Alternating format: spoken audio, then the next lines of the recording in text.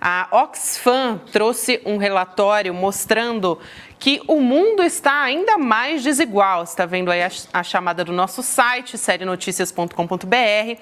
Esse é um relatório chamado Desigualdades SA. Tem dados, assim, assustadores. A fortuna dos 5 bilionários mais ricos do mundo mais do que dobrou de 2020 para cá, né? Enquanto 5 bilhões de pessoas empobreceram, ou seja, 60% da humanidade ficando mais pobre. É lógico, né, que eu estou falando com você. Nós ficamos mais pobres, né? Só um parênteses, né? A Oxfam foi fundada há quase 80 anos, há 81 anos, na Oxônia, no Reino Unido, né? Tem sede hoje em Nairobi, no Quênia, e a Oxfam Internacional é uma confederação de 19 organizações e mais de 3 mil parceiros. A Oxfam atua em mais de 90 países, buscando soluções para o problema da pobreza, desigualdade e da injustiça. Então, a Oxfam é isso, só para quem não sabe. Ela vive fazendo esse tipo de pesquisa. Excelente. A Oxfam é uma entidade, né? E ela traz sempre esses dados. Exatamente. É muito importante que a gente traga essa consideração aqui para a gente saber de quem a gente está falando. Agora, olha só, a gente está falando aqui da riqueza combinada do Elon Musk, o Bernard Arnault, Jeff Bezos, tem também outros nomes talvez menos conhecidos, mas o Jeff Bezos, você também sabe quem é, o Elon Musk também, Larry Ellison e também o Mark Zuckerberg, você sabe, né?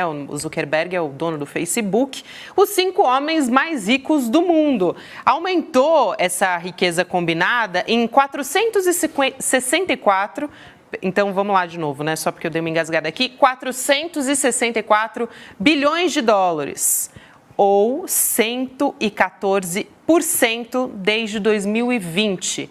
Gente, esses bilionários, eles são grandes, né, donos de grandes monopólios. A gente está falando aqui do Bernard Arnault, do Jeff Bezos, né, donos dessas redes X, o Twitter, Facebook, WhatsApp, são plataformas gigantescas. A gente está falando das Big Techs.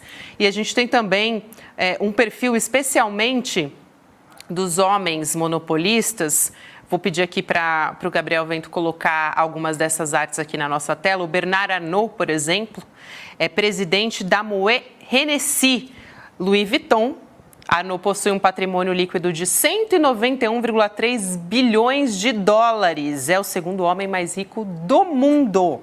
E ele detém 22% do mercado mundial de produtos de luxo. É disso que a gente está falando. Porque quando a gente fala de números grandes, às vezes a gente não tem a dimensão do que a gente está falando. Mas quando a gente compara com os mais pobres, fica mais fácil de ver o quanto a gente está ferrado, para não falar nada pior aqui, em comparação com esses caras, né? Com esses homens brancos. Coincidência só, viu, gente? Isso daí é coincidência. O Jeff Bezos, dono da Amazon. Bezos possui um patrimônio líquido de 167,4 bilhões de dólares, sendo o maior fornecedora, a Amazon, mundial de serviços de computação. A empresa dele está no centro do comércio eletrônico, produzindo agora séries de televisão, que a gente acompanha, né? A Amazon Prime, aliás, o Amazon Prime, né? Tem também o Aliko Dangote, tem o Júlio Ponce Leroux, que são outros aqui bilionários, mas eu vou pedir para o Chico já ir comentando, daqui a pouco a gente traz os outros destaques aqui, eu trouxe pelo menos os mais famosos, os nomes mais conhecidos, para a gente ter uma ideia de quem a gente está falando, né, Chico? Exatamente, Gabi. O Chico falou da origem da Oxfam Internacional, e aqui no Brasil ela é dirigida pela Kátia Maia, que é uma socióloga e que ela é do conselho do ICL, do Instituto de Conhecimento Liberta, aqui, que nos guia aqui nesse noticiário de todos os dias às 6 da tarde. Então, a Kátia apresentou essa pesquisa hoje com o Eduardo Moreira no ICL1. Eu aconselho, foi uma aula dos dois sobre desigualdade no mundo.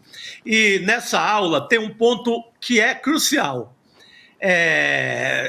tem aquela visão mais ou menos romântica ou ingênua, vamos dizer assim, de que bastaria o esforço, a luta, o suor de cada um, que a gente chegaria também lá, que a gente ficaria rico e, assim, romanticamente, diminuiríamos a desigualdade. Eu vou dizer para quem pensa assim que, olha, sinto muito, mas não será dessa forma, não tem como ser dessa forma. Para diminuir a desigualdade, como ressaltaram o Eduardo e a Kátia, vai ter que diminuir a riqueza desses caras, vai ter que diminuir a riqueza desses barões. O mundo não vai mudar se não tirar um pouco dessas pessoas. Não, a conta não fecha, não vai ter mundo, o mundo acaba. O mundo que já está pegando fogo, ele acaba. Se todos nós fôssemos produzir uma riqueza ao ponto de diminuir a desigualdade no mundo sem ter que tirar desses caras, desses barões, desses donos do mundo. Então, não, aquela velha visão romântica, basta você trabalhar, os ricos dão emprego, os milionários dão emprego, temos que defendê-los, que é uma visão que é muito em voga no Brasil, né? Os mais pobres acabam defendendo muito os milionários, na vã ilusão de que o mundo pode ser mais igualitário, porque cada um desses milionários vai dar 1 milhão de emprego para todo mundo. Primeiro que no mundo tecnológico de hoje, no mundo do Jeff Bezos, não cabe tanto empregado assim na Amazon, não cabe tanto empregado assim no Twitter do Elon Musk, sabe? Ou da Tesla. Então, essa conta não fecha. Vamos acabar com essa ilusão. Por isso da preocupação enorme da Oxfam, dizendo que vai ter que ter alguma mexida. Será uma mexida tributária, como o Brasil tentou fazer aqui, e mal conseguiu arranhar a riqueza dos mais ricos? Ou será de outra forma? Eu não tenho a receita, mas alguma coisa vai ter que mudar. Lembra, Gabi, daquele mundo que nos prometeram depois da pandemia? Opa! Que ia ser um mundo cor-de-rosa, que o mundo ia mudar, que não ia ser mais injusto? Foi completamente o contrário. Chico, esses caras ficaram mais ricos ainda na pandemia. Se você correr para o Brasil, a mesma coisa. Pegue o pessoal das Americanas. O trio das Americanas está entre os 5 mais ricos do Brasil. Chico, eles só fizeram fortuna. Chico, e os 6 homens mais ricos do Brasil, têm uma fortuna igual a 40% dos brasileiros. A 40%, quer dizer, seria 160, não, 40%, 80 milhões de brasileiros. 80 milhões de brasileiros têm a fortuna, têm o patrimônio igual a 6 brasileiros, apenas 6. Essa desigualdade, ela é absurda, ela é completamente absurda. E não pode dar certo. Exatamente. Agora, você pega a reforma tributária, né? A gente teve foi o possível, foi a reforma que deu para fazer na negociação com o Arthur Lira, na negociação com o Centrão, na negociação com a Fiesp, com as federações de indústrias e etc.